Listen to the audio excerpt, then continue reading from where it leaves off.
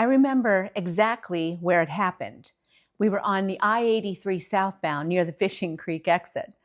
Now, for those of you who don't live right here in central Pennsylvania, you will not know where that is, but a couple of you might. But I remember exactly where it happened. I remember the moment my husband stopped talking. You see, we were in a conversation and all was going well. Of course, I could say I was in a conversation because I was doing a lot of the talking. And when it finally came time to him, speaking up and he wanted to say something, it wasn't long before I cut him off of what he wanted to say. And that's when he stopped talking. You see, it wasn't the first time or the 100th time or probably the 1,000th, can I say that? The 1,000th time that I had cut him off, but that particular time was the time he clammed up. And even though I saw it right away and I encouraged him to go on, he wouldn't. And I did apologize. For those of you who watched one of my other videos, you'll know that apologies weren't my strong suit back then. But I did apologize. And like I said, I encouraged him to continue on, but he wouldn't. He was just done, and he was very frustrated with me. Ever since then, on the I-83 southbound, I have determined to be a better listener, to be a better wife, to respect Mike when he has to say something. I mean, after all, he's the wise one with the two of us. So I have determined to just sit and listen. But I have not yet mastered the art, I will tell you. And it doesn't take much these days, although I've done so much better at it. It doesn't take much to give me a raised eyebrow or, that kind of look that you get from your husband that says, you're doing it again. So all of this and my little story about Mike and me on the I-83 southbound and that time that he stopped talking completely has led me into our day 28, leading into day 29 in the book of Job. There are so many good things to find in the book of Job. It's one of my favorite books on grief and suffering and the providence of God. And while those themes beg to be studied in the book of Job, I found myself leaning in another direction today. My big idea starts with Job and his three friends, Eliphaz, Bildad, and Zophar, and their tendency and my tendency, and maybe yours as well, to talk before we think, to want to fix the problem of those around us and not just fix their problems, but judge their problems. My inspired idea starts with all of that yakking back and forth between Job and his so-called friends, but it landed on a man we don't know was there all along. We first see him in Job 32, coming in like a shadow. And when he speaks, he becomes a rather large shadow. He enters abruptly, he stays quite a long time, and he disappears as quickly as he entered. And I, for one, am fascinated by him. His name is Elihu, and he's been there, like I said, right from the start, through 28 chapters of dialogue between Job and his friends. We know this because Scripture tells us this. It says, now Elihu had waited before speaking because Job and his friends were all older than he was. He didn't just jump in chomping at the bit, the way I sometimes do. He waited until they were clearly done talking.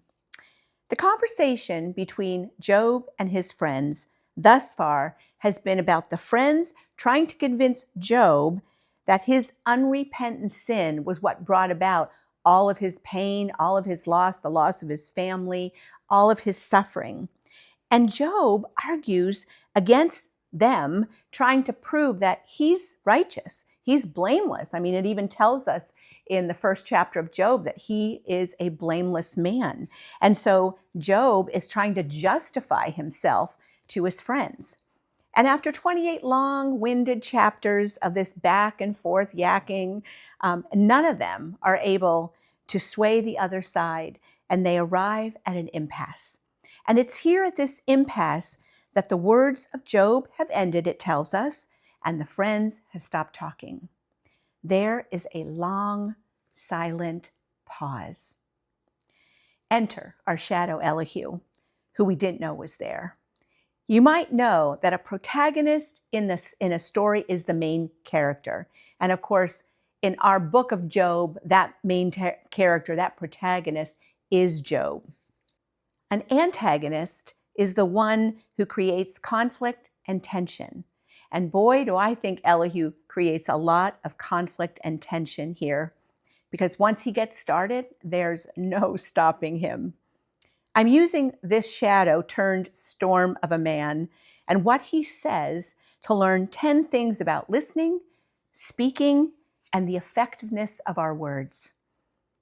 Elihu defends his right to speak.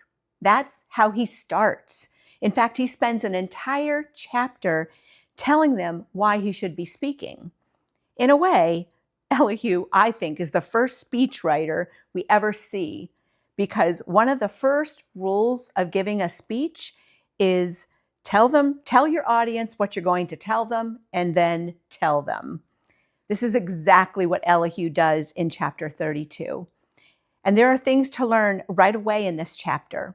It's in Elihu's opening that there are some very positive takeaways, and those I want to start right away to focus on. So in this opening, we find good clues about listening and speaking, and they are my first 7 points. I'll follow each point with what Elihu has spoken directly. Number 1, listen first.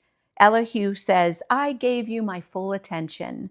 Number 2, hear all sides. Elihu says, I listened to all your reasoning. Number 3, respect your elders. He says, age should speak, advanced years should teach wisdom. Number 4, wait your turn. He tells them, I waited while you spoke. Number 5, think before speaking. He says, it is God who gives understanding. Number 6, speak as the Spirit leads. Elihu says, the Spirit within me compelled me. Number 7, speak with a righteous heart. Elihu says, my words come from an upright heart. And so with these good clues from Elihu, I can see that I failed at all 7 in that conversation with Mike on I-83 South near the Fishing Creek exit. It's valuable for us to listen, hear, respect, wait, think, be Spirit-led, and have a right heart. These are valuable traits of a good listener. Elihu goes on to say, I will show no partiality, nor will I flatter you. He's not interested in building up these 4 men more than he is interested in speaking truth to them. And that's our point number 8. Don't give insincere or false praise instead of directing people to God and his word. Jesus called the Pharisees out for doing just that. And because Elihu was going to speak truth and forego this kind of flattery, he had courage. And that's point number 9. It takes courage to speak truth. And then point number 10, speak truth. So I want to ask you, here we are right away, 10 points very early on in what Elihu is first setting himself up to say to the 4 men, especially Job, and then continuing on to say. And I want to ask you, as you have read this, and hopefully you have read this day 28, going into day 29, which is, I think, our start for next week, does Elihu's advice align with truth? Yes, it does. Elihu knows who God is. I think Elihu has remarkable theology, quite honestly. He says God can't do wrong. God can't pervert justice. He knows our every move. We can't hide from him. We are nothing without him. He uses words and phrases like maker, almighty, righteous, all-knowing, majesty. Elihu's theology is so sound that when God speaks after Elihu is done speaking, God repeats a lot of what Elihu has already spoken. Elihu said, Job speaks without knowledge. His words lack insight. God later says, who is it that obscures my plans with words without knowledge. Elihu says, God says to the snow, fall on the earth, and to the rain shower be a mighty downpour. The breath of God produces ice, and the broad waters become frozen. He loads the clouds with moisture. He scatters his lightning through them. God says, later, after Elihu speaks, who fathers the drops of dew? From whose womb comes the ice? Who gives birth to the frost from the heavens when the waters become hard as stone, when the surface of the deep is frozen? There are many parallels of what Elihu says and then what God says. And so these are our 10 points taken from Elihu, which are, again, let me go through them again. Listen first, hear all sides, respect others, wait your turn, think before speaking, let the Spirit guide you, have a pure heart, don't flatter, have courage, be brave, right? And truth always. There is little to nothing I could find wrong with Elihu's words and the truth behind those words.